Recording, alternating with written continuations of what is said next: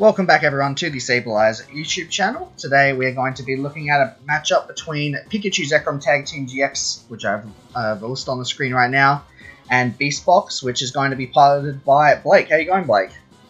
I'm doing well, thanks, Jordan.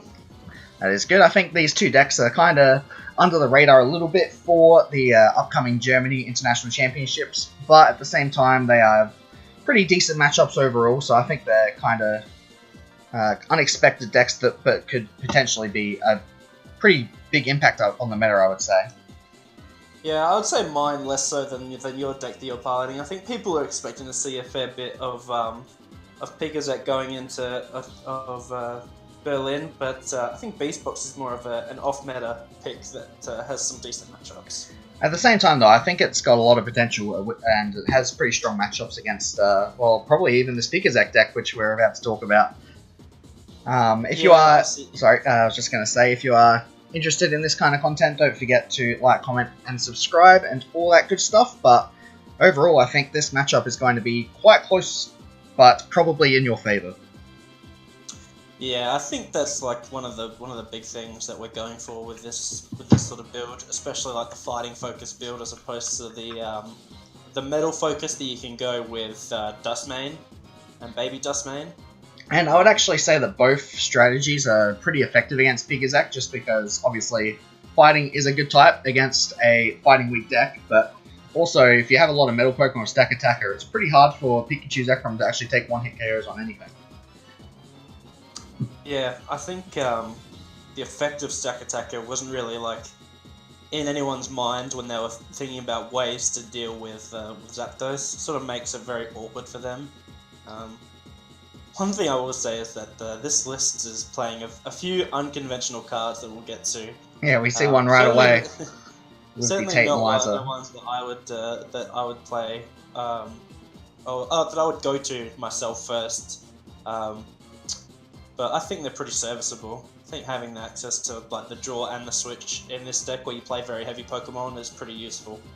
I'm pretty happy with this first turn, getting down 3 Stakatakas to reduce basically force you to get an extra electric power on every attack to get close to what you're doing before. Yep, that seems fine. I'm basically kind of just hoping to take out this Buzzwole quickly before you're able to set anything up, because if you do set up, I think I'm probably just going to get out-traded in the prize race due to the fact I am a tag team.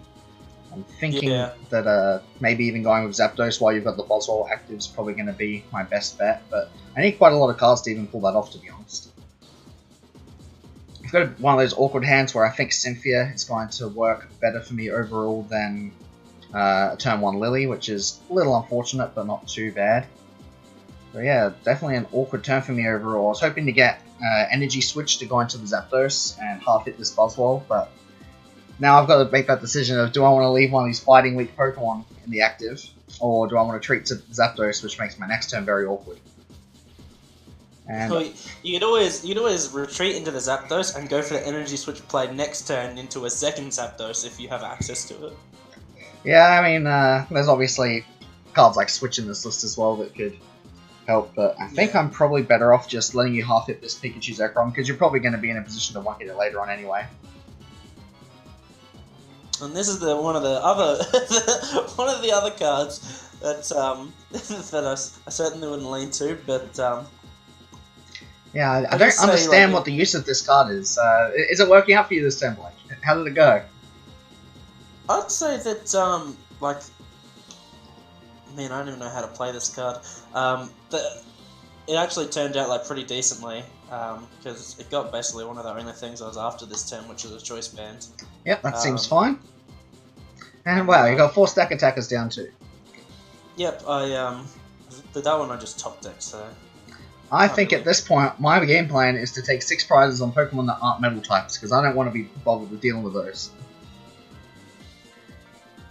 And it's kind of awkward. I mean, obviously it's possible for me to, next turn, if I'm lucky, pull off like a big knockout with Pikachu Zekrom, or I can just settle for the fairly safe half hit with Zapdos. If you don't have Guzma, then that's kind of awkward for you. But that's if you can manage a half hit. Like, that's a lot of Stakatakas right there. That's minus 40. Yeah, exactly.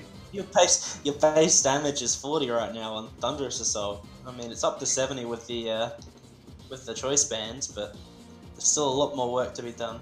And obviously it's even more awkward because you're playing like a turbo Pikazek list and not like a lightning box type list with access to Jolteon or just other more useful options. Yeah, I mean, I guess when you think about Electro Power, kind of cancels out what Stakataka does for the most part, but it's still really hard overall to get these 2 hits. Like, this turn I didn't get Electro Power, I'm only doing 70 damage. So I'm probably going to need 2 Electro Powers next turn to take the knockout. Yeah, and I'm sure it's not really what you're after when you're looking to declare an attack on a GX Pokemon to just do 70 to it, with damage modifiers on it as well. Yeah, and also during that turn I was forced to put down the Rayquaza preemptively to try and get an extra card off Lily. I was hoping to mill an Angie off the top, but unfortunately got the whiff there, which isn't too big a deal, but would have been nice to have an extra Angie in play as well. That's obviously what the Rayquaza is there for. Luckily for me, though, I think your whiffing a Guzma this turn is going to be good news for me overall.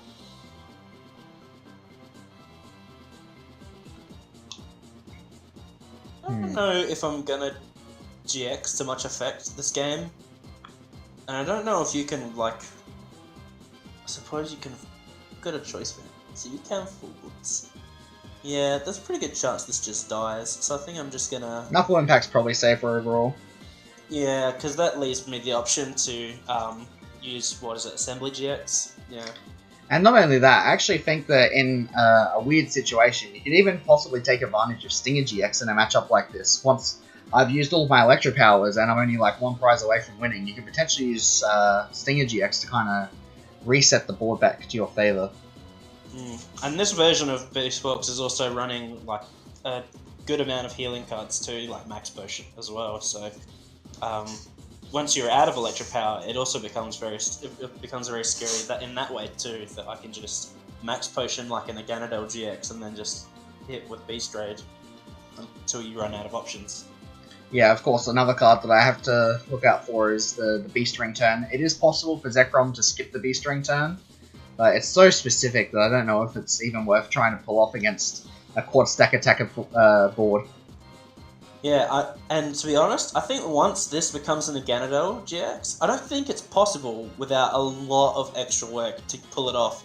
Because the second part of your Tag Bolt GX is going to be reduced by Stakataka as well. Because it's not just the active, it's benched Ultra Beasts as well. Like, it's just wherever they are, Ultra Beasts take less damage. Yeah, that's a good point. Like, this works well against spread, like Coco and like any Spear effect. So it really makes all real awkward here. But it looks like you figured out something here. I mean, it's kind of awkward, but I do have access to the knockout this turn. It's just not the way I was kind of hoping to do it. I could knock you out with the Pikachu Zekrom, but I think going into Zeraora is smarter because obviously the damage on Pikachu would mean that you can return it with a Naganadel. Right. And Plasma Fist's luckily doing exactly enough damage to take the knockout. That's really funny. But now I'm on 4 prize cards, and that means maybe something like a Baby Buzz. I'm not sure if East Rocks is running Baby Buzz at the moment, but if it is, that's another card that can swing. But unfortunately, I had to attach the only fighting energy I had in my hand off that Cynthia, and I don't have a way to fish for more. So this turn, it's just gonna be like a real basic, just Beast Rage. I mean, that's still fine. It's not the worst thing in the world. I mean, I'm reducing a lot of damage and I'm still outputting 100, which is enough to 2-shot everything on your board, especially. And I can always Ultra Space for the 5th Ultra Beast to threaten the knockout on Pikazek if you go into it again. What would you say your main aim of attackers to use in this matchup is? Obviously, you want to use Buzz GX where you can, but besides that, what would you say your other main options are for this matchup?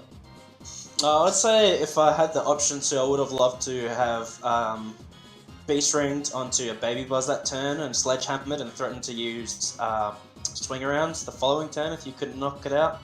Because I think like an effective 170 HP fighting type that gives up 1 prize is a really horrible scenario for your deck to deal with. Yeah, I agree with that actually. But of course, I actually don't think there's a bad op for me to go with this deck against yours. All of the attackers sort of do what they're supposed to. Yeah, I'm kind of just deciding how I want to go about taking these last prizes, because I can waste the GX attack right now to take out this Naganadel with Tag Bolt for just the regular effect, which I think is probably going to be my best bet, but then I'm kind of left with just hoping that you miss next turn, otherwise I'm in quite a bit of a problem not being able to accelerate energy this turn. But I think we're gonna go into it. I think while I've got the ability to take 2 prizes, it's probably worth doing. And thanks to Choice Band, I think I'm doing a little over the amount of damage I need with the GX attack. I think you're doing 220. Yeah, I think you're doing 220 because you played Electric Power. Yeah. Actually, I'm just thinking, is it possible to take you out with full blitz? What am I doing? I'm doing 210, so I think I would be short with even another Electric Power. But that's alright. I'm just going to go for the Tag Bolt GX, take out the Naganadel.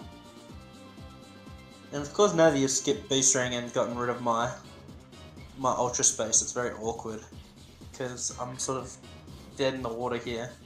Yeah, well, we're talking about how important that 4-prize turn is with B-String, and obviously the fact that you can use Sledgehammer potentially as well, but if I can kind of get lucky and have you have a slow turn on those important prize turns, I can really run away with the game quickly. Yeah, I just didn't see any of my draw support, I just missed a draw support of 2 turns in a row this game, and that's enough to cost me. You had Underground Expedition, that's pretty much it. Oh wow, it's actually just a pass, that's real bad. Yeah, I've got damage modifiers, switching effects, healing cards, and yeah, it's just useless. So I guess I just need a couple of Electric Powers to finish this game off this turn. I need to do 220 to be active, is that right? So I'm doing...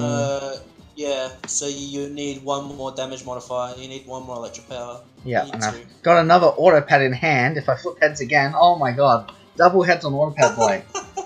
That is insane. I thought I was going to have to play a supporter, and... Actually, wait, it doesn't matter, because I got Lele in hand. I'm pretty sure Volkner is in deck as well. Let me just have a quick look in here. Yep, there is the Volkner. It's only a one-of in this list, but hey, sometimes all you need is an item card, and I'm just going to play it here just in case I screwed up the maths and get myself the last Electric Power. Yeah, it's a bit of a weird matchup, because I would have went into this game thinking it was going to be really hard for me to take KOs, and it kind of was, but obviously this deck can kind of just explode with Electric Powers out of nowhere, and then it doesn't really matter what... so the awkward thing that I had the knowledge of was that turn when you retreated into Zeraora with the 120 damage Pikachu on the bench, is that I had full knowledge going into that turn that I wasn't going to top deck Guzma, because 2 out of the 4 cards that I saw from Underground Expedition were Guzma. Oh wow, that's so awkward. So the last 2, I had to get another draw supporter and the Choice Band to set up a 2-hit knockout and make your turn awkward. But as a result, I had to put 2 Guzma on the bottom of the deck, or keep 2 Guzma at the bottom of the deck rather than take them to hand.